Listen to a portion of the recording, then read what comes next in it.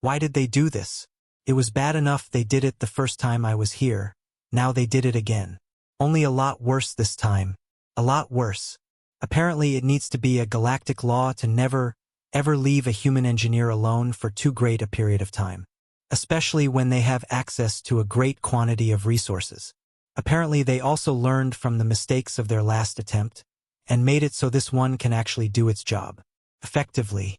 Which by itself is both terrifying and also inspiring.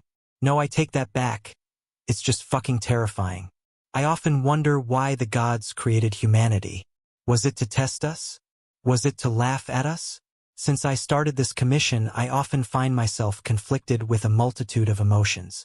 Fear, anger, annoyance, irritation, awe, shock, amazement. I feel all this all the time, every time I deal with these insane apes.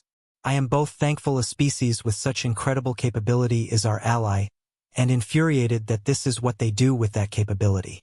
I looked at the Navy Admiral next to me. He was just as done as I was this time. Guys, you can't tell me you seriously have this much extra crap to spare to build these, he said, still holding his head in his hands. Well, yeah, we do. You'd be surprised what you can do with a huge scrapyard. Besides, it's hand-me-down mats from derelicts and ancient ships. It isn't like we're spending billions of credits for it. One of the engineers proudly said, still holding a wrench. But that doesn't mean you know what. Screw it. Is this one actually practical?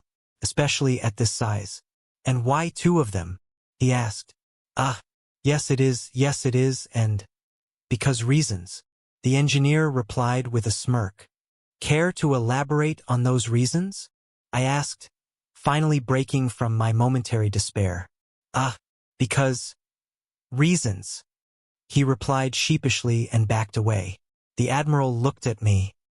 So, you want the first shot or should I? He said as he held up the big red button.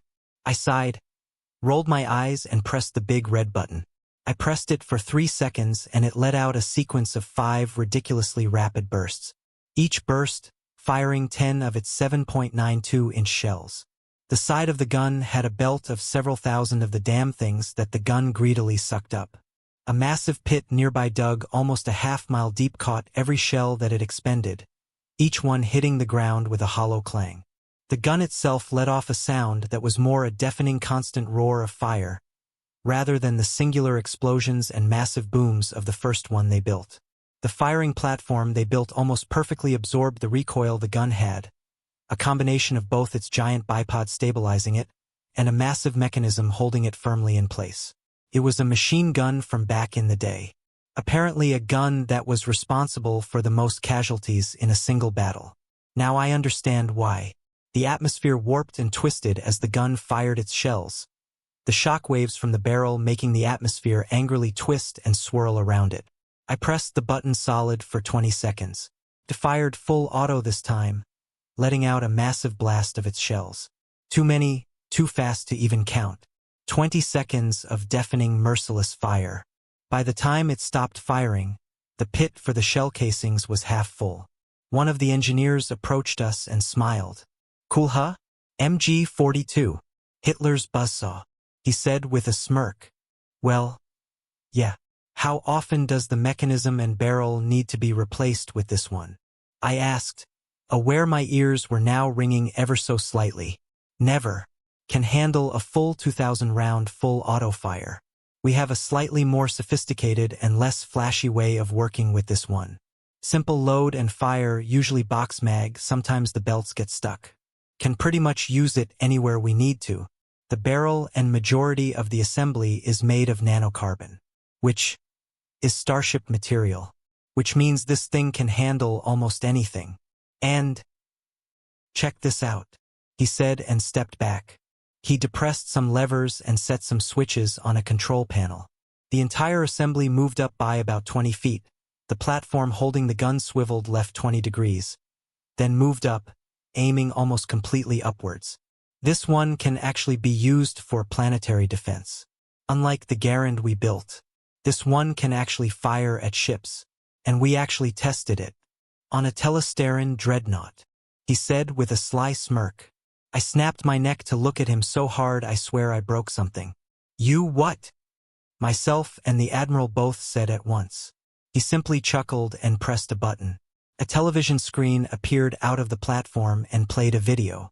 While the humans were busy calibrating their giant gun, a Telestaran dreadnought, one of the largest and most heavily armed warships of the 12 races, appeared and attempted to take the star system. They didn't get very far as the gun fired a full burst of 700 rounds in quick succession. A veritable beam of solid projectiles coming from the planet's surface.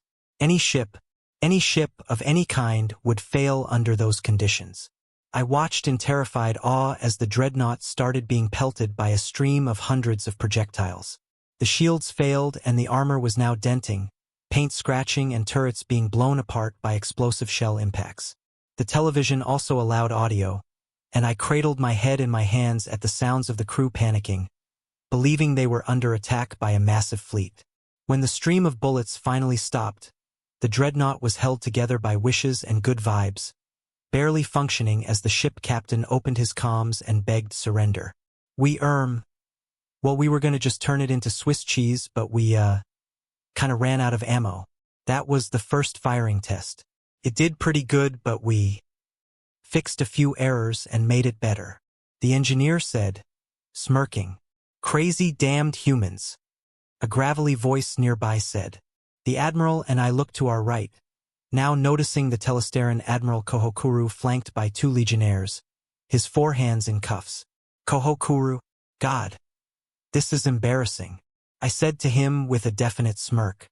Gods above, please tell me they didn't do anything more than this. I don't think the galaxy can stand it. I yelled out in frustration.